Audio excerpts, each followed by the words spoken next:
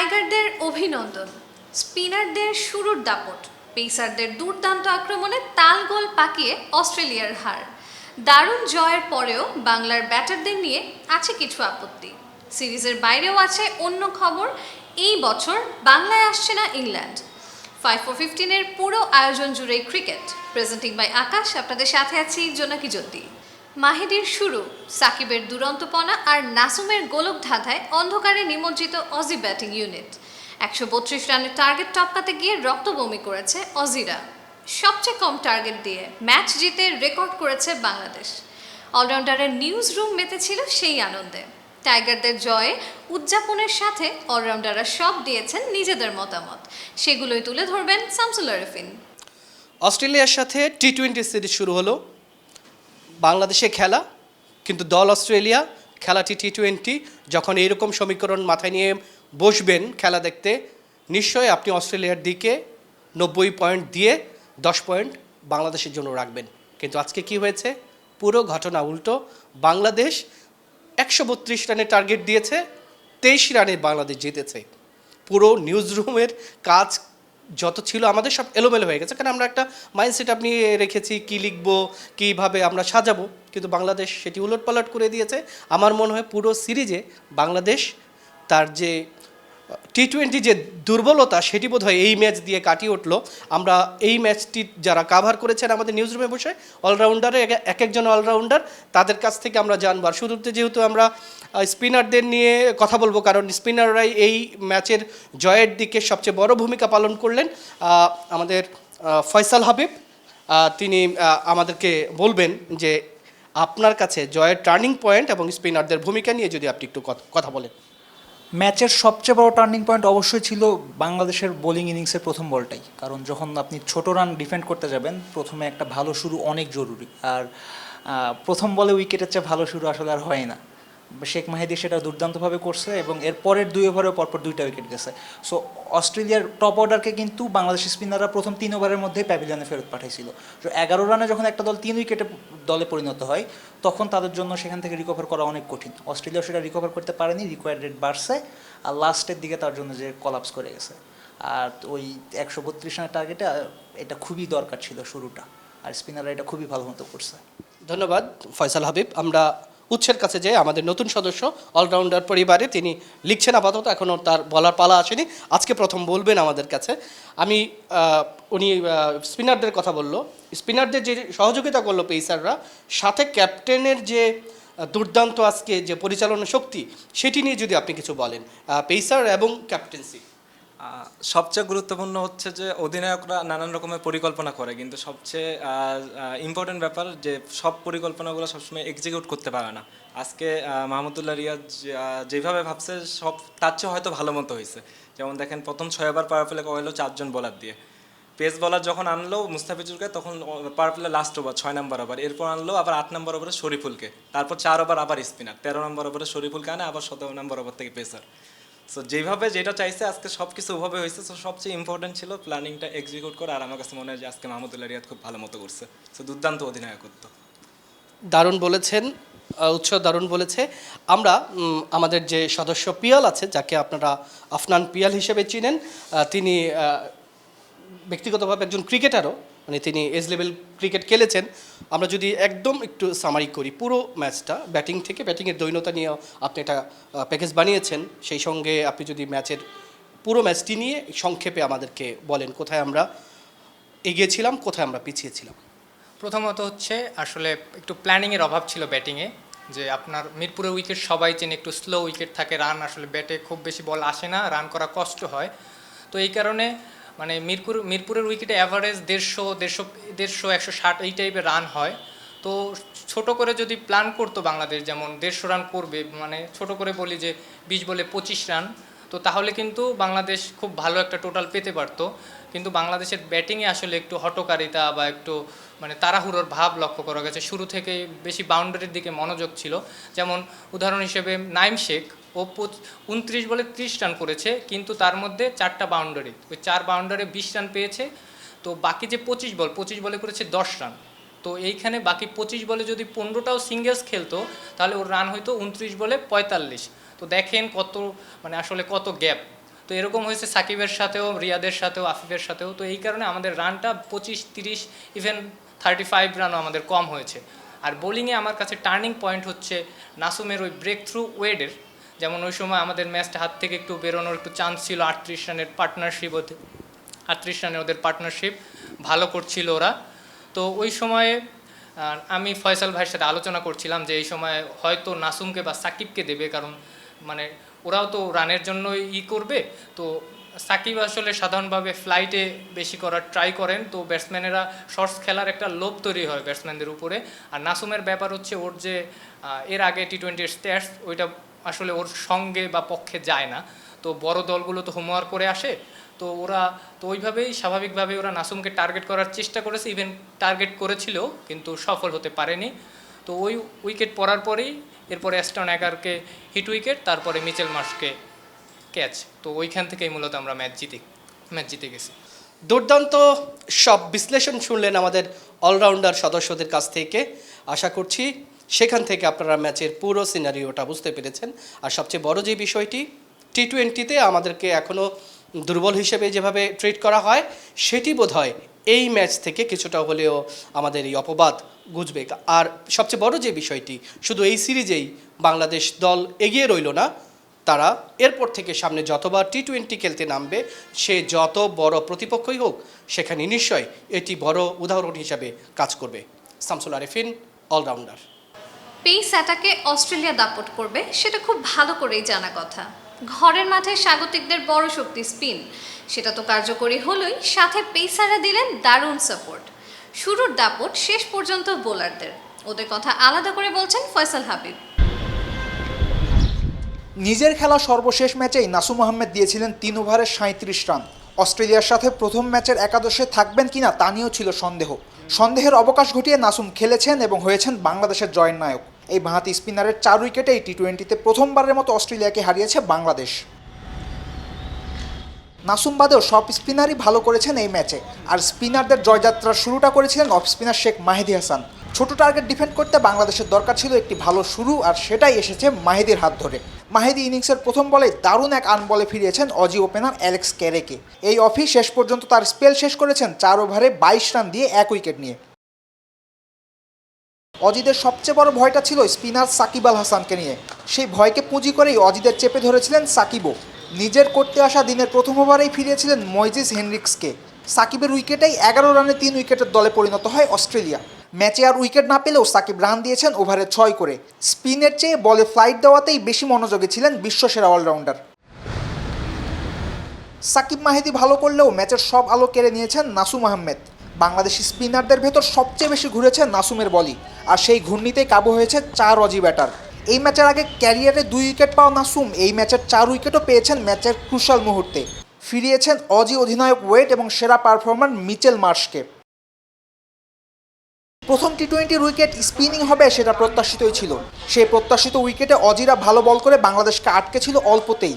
বাংলাদেশি স্পিনাররা প্রমাণ করেছে সেই অল্প রানই যথেষ্ট ছিল তাদের জন্য। অস্ট্রেলিয়ার বিরুদ্ধে প্রথম জয় এসেছে সিরিজের প্রথম ম্যাচেই। স্পিনাররা ভালো ফর্ম ধরে রাখলে সিরিজটাও হবে বাংলাদেশের, এমনটাই প্রত্যাশা কোটি ভক্তের। ফয়সাল হাবিব, অলরাউন্ডার। ম্যাচ জিতেছে, তারপরও কোথায় ছিল দুর্বলতা সেটাও খুঁজে দেখতে দোষ নেই। পাওয়ার প্লেতে পাওয়ার ছিল না টাইগারদের। বড় থেকে ছোট সব টাইগারই করেছে স্ট্রাগল। অজি ক্রিকেটারদের ফিল্ডিং আরও নিখুঁত হলে কিংবা গোটা 3 ক্যাচ মিস না হলে রিয়াদদের দুর্দশা আরও বাড়তে পারত। টাইগারদের ব্যাটিং পার্ট নিয়ে আফটান পিয়ালের রিপোর্ট। ফ্রিডম নিয়ে খেলাটা ইম্পর্টেন্ট, কারণ তাদের ওই ফ্রিডম দেওয়াটাও আমার কাছে মনে হয় টিম ম্যানেজমেন্ট থেকে ওইভাবেই কথা বলা হয়েছে যেন তারা ফ্রিডম নিয়ে খেলতে পারে। If we can get a good start from the openers, I think ইনশাল্লাহ we can roll it on in the next few hours. Series শুরুর আগে টাইগারদের টি-20 ক্যাপ্টেনের সহজ স্বীকারোক্তি, ওপেনারদের দিতে চান স্বাধীনতা। টি-20তে ওপেনারদের স্বাধীনতা বলতে যা বোঝায়, সেই পাওয়ার প্লের সঠিক ব্যবহারেই ব্যর্থ বাংলাদেশ। প্রথম 6 ওভারে টাইগাররা রান তুলতে পারেনি বল প্রতিও। পাওয়ার প্লেতে 33 রানে 1 উইকেট হারানোর দায়টা স্বাভাবিকভাবেই পড়ে 2 ওপেনার সৌম্য সরকার, নাঈম শেখের উপর। ম্যাচের দ্বিতীয় বলে স্টার্ককে ছক্কা মেরে দুরন্ত শুরুর আভাস দিয়েছিলেন নাঈম শেখ। এরপর স্টার্ককে আরও একটা 6 মেরেছেন দুটোই পায়ের উপরের বল ফ্লিক করে। 29 বলে 30 রানের ইনিংসে 4ও মেরেছেন দুটো, অর্থাৎ বাউন্ডারি থেকেই পেয়েছেন 20 রান। 4 বলে সেই 20 রান করা নাইম বাকি 25 বল থেকে নিয়েছেন মাত্র 10 রান। অ্যাডাম জাম্পার বলে অহেতুক রিভার্স সুইপ করার ছেলে মানুষই না করলে নাইম হয়তো ইনিংসটা বড় করতেই পারতেন। পাওয়ার প্লেতে টাইগাররা ফ্লাইং স্টার্ট পায়নি, তাই দলও পায়নি বড় সংগ্রহ। উল্টো অজি পেসারদের সামনে টাইগারদের অস্বস্তি ছিল চোখে পড়ার মতো। শুরুর সেই ধাক্কা সামাল দেওয়ার চেষ্টা করেছেন সাকিব আল হাসান, মাঝে কিছুক্ষণ তার সঙ্গী মাহমুদুল্লাহ রিয়াদ। সাকিবের ব্যাটে রান নেই অনেক দিন। আন্তর্জাতিক টি-20তে সাকিবের সবশেষ 58 মিরপুরেই, প্রায় 2 বছর আগে। আফগানিস্তানের বিপক্ষে অপরাজিত 70-এর পর আন্তর্জাতিক টি-20 তো বটেই, স্বীকৃত টি-20তেও পাননি 50-র দেখা। নিষেধাজ্ঞা থেকে ফেরার পর বঙ্গবন্ধু টি-20, IPL, DPL 20 ওভারের ক্রিকেটে কোথাও সাকিব ছিলেন না সাকিবময়। অস্ট্রেলিয়ার বিপক্ষে 35 রানের ইনিংসে সাকিবকে কখনোই অতটা সাবলীল মনে হয়নি। ব্যাটে বলে হচ্ছিল না, এমনকি সুযোগও দিয়েছেন কয়েকবার। মূলত সাকিবের এই ইনিংস বাংলাদেশের পুরো ইনিংসেরই প্রতীকী চিত্র, যেখানে পুরো সময়টাই ঢুকেছে বাংলাদেশ। আফনান পিয়াল, অলরাউন্ডার। বলেন কবুল। কিরে বলিস না কেন? মা, তুমি নিশ্চিন্তে কবুল বলতে পারো। আমাদের বাসায় আকাশ লাইট প্লাস আছে। স্টার জলসা, জি বাংলা সব দেখতে পারবে।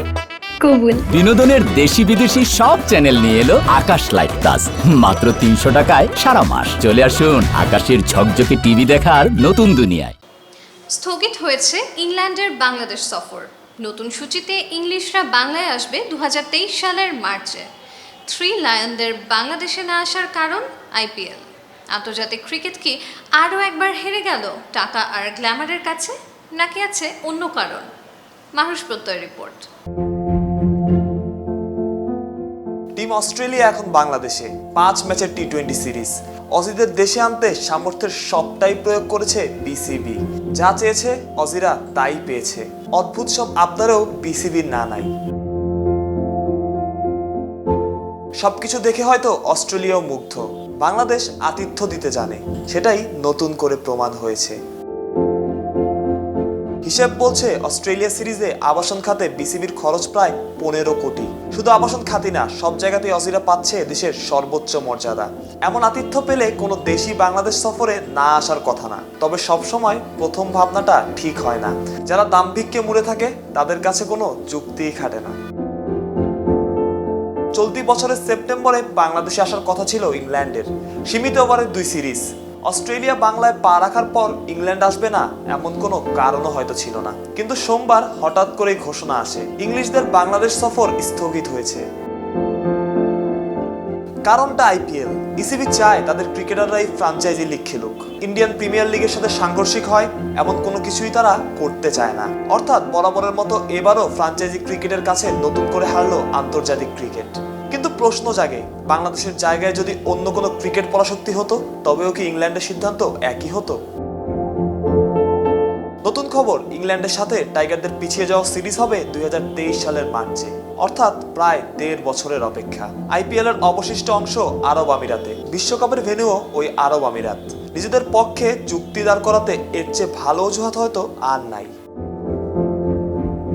আন্তর্জাতিক ক্রিকেট যারা খেলেন তাদের দেখে তরুণ ক্রিকেটাররা স্বপ্ন দেখে দেশের জার্সি গায়ে জড়ানোর। নিজের অজান্তেই জন্ম হয় দেশের প্রতি ভালোবাসা। পতাকা ভিন্ন হলেও আবেগটা একই। সে আবেগটাও হেরে যাচ্ছে টাকার গ্ল্যামারের কাছে। মারুষ প্রত্যয়, অলরাউন্ডার। বুধবার থেকে শুরু হচ্ছে ইংল্যান্ড ভারত 5 ম্যাচের টেস্ট সিরিজ। টেস্ট চ্যাম্পিয়নশিপের ফাইনালে হেরে পরের আসরের প্রথম ম্যাচে ভারত ঘুরে দাঁড়াবে, নাকি ইংল্যান্ড নেবে সিরিজ হারের প্রতিশোধ? 2 দলের একাদশী বা কেমন হবে, জানাচ্ছেন ফয়সাল হাবিব। জুনে প্রথম বিশ্ব টেস্ট চ্যাম্পিয়নশিপের ফাইনালের মাস দুয়েকের মধ্যেই বিশ্ব টেস্ট চ্যাম্পিয়নশিপের দ্বিতীয় আসর মাঠে গড়াচ্ছে 4 আগস্ট থেকে। ইংল্যান্ড ভারত 5 ম্যাচ টেস্ট সিরিজের প্রথমটা হবে নটিংহামের ট্রেন্ট ব্রিজ স্টেডিয়ামে। ভারতের কাছে সিরিজ হেরেই ইংল্যান্ডের প্রথম আসরে টেস্ট চ্যাম্পিয়নশিপের ফাইনালে খেলার স্বপ্নভঙ্গ হয়েছিল। ভারতের মাটিতে ওই সিরিজের ধুলো ওড়া উইকেট নিয়ে সমালোচনাও কম হয়নি। ইংল্যান্ডকে হারিয়ে ফাইনালে উঠে ভারতও সুবিধা করতে পারেনি, হেরেছিল কিউইদের কাছে। ইংল্যান্ড ভারতের মহা গুরুত্বপূর্ণ এই সিরিজের শুরুটা কেমন হয় আর ইংল্যান্ডই বা ভারতকে কেমন উইকেট উপহার দিবে তা নিয়ে ক্রিকেট বিশ্বে এখন সব আলোচনা। ইংল্যান্ড ভারত টেস্ট দৈরথটা প্রায় 90 বছরের। 1932 সালে দুই দেশ প্রথম টেস্ট ম্যাচ খেলে। প্রথম নামে মানে ইংল্যান্ডের নিচে থাকা ভারত ধীরে ধীরে উঠেছে ইংল্যান্ডের সমপর্যায়ে। দুই দলের 126 ম্যাচে ইংল্যান্ডের 48 জয়ের পাশে ভারতের 29 জয়টাও খুব দৃষ্টিকটু নয়। তবে শুভঙ্করের ফাঁকিটা আসলে চোখে পড়ে ইংলিশ মুলুকে ভারতীয়দের পারফরমেন্স দেখলে। ইংল্যান্ডের মাটিতে 62 ম্যাচ খেলে ভারত জিতেছে মাত্র 7টা। যদিও 14টা সিরিজ খেলে ভারত জিততে পেরেছে 3টা সিরিজ, কিন্তু ইংল্যান্ডের সর্বশেষ 14 ম্যাচে টিম ইন্ডিয়ার জয় 2টা। ভারতের সাথে প্রথম ম্যাচে ট্রেন্ট ব্রিজের সবুজ উইকেট থাকবে তাই অনুমেয়। ইংল্যান্ডের একাদশেও পেসারদেরই আধিক্য থাকার কথা। তবে পেসারদের লড়াই করার পুঁজিটা এনে দিতে হবে ইংলিশ ব্যাটসম্যানদের। টপ অর্ডারে ররি বার্নসের সাথে আরও একবার হয়তো সুযোগ পাবেন সিবলি এবং ক্রলি। মিডল অর্ডার সামলাবেন অধিনায়ক রুট, বাটলার এবং অলি পোপ। পেস বোলিং অলরাউন্ডারের কাজটা করতে হবে স্যাম কারেনকেই। বোলিংয়ে অলি রবিনসন, অ্যান্ডারসন এবং ব্রডের সাথে একমাত্র স্পিনার হিসেবে থাকবেন জ্যাক লিচ। তবে ইংল্যান্ড ম্যানেজমেন্ট ব্যাটিং শক্তি বাড়াতে চাইলে লিচের জায়গায় দলে আসতে পারেন ব্যাটসম্যান ড্যান লরেন্স। প্রথম টেস্টের আগে ইনজুরি জর্জরিত ভারত দলের অবশ্য খুব বেশি চিন্তা করতে হচ্ছে না তাদের একাদশ নিয়ে। ইনজুরিতে একাধিক খেলোয়াড়কে হারানো দলে বিকল্পই যে নেই খুব বেশি। নিয়মিত ওপেনারদের অনুপস্থিতিতে প্রথম ম্যাচে ওপেনিংয়ে দেখা যাবে KL রাহুলকে। মিডল অর্ডার সামলাবেন অধিনায়ক এবং সহ অধিনায়ক মিলে। ঋষভ পান্তের সাথে লোয়ার অর্ডারে দেখা যাবে আশ্বিন জাদেজাকে। 3 পেসার নিয়ে নামলে শামি, ঈশান্ত এবং বুমরাই হবে ভারতের প্রথম পছন্দ। ভারত ম্যানেজমেন্ট উইকেট দেখে 2 স্পিনারের মধ্যে একজনকে খেলাতে চাইলে সুযোগ পেতে পারেন মুম্বাইয়ের বোলার শার্দুল ঠাকুর। 5 ম্যাচের সিরিজ শুরুর আগেই ইনজুরির ধাক্কায় টালমাটাল ভারত। ইনজুরি এবং করোনার আঘাতের পর ম্যাচের 2 দিন আগে নতুন করে মাথায় আঘাত পেয়েছেন ভারতীয় ওপেনার মায়াঙ্ক আগারওয়াল। ইংল্যান্ডও তাদের অলরাউন্ডার বেন স্টোকসকে হারিয়েছে। সামগ্রিক দিক বিবেচনায় প্রথম ম্যাচের আগে এগিয়ে থাকবে ইংল্যান্ডই। তবে অস্ট্রেলিয়াকে ওদের মাটিতে হারিয়ে দিয়ে আসা বিরাট কোহলির ভারত ইংল্যান্ডকে চমকে দিতে পারে যে কোনো মুহূর্তে। ফয়সাল হাবিব, অলরাউন্ডার।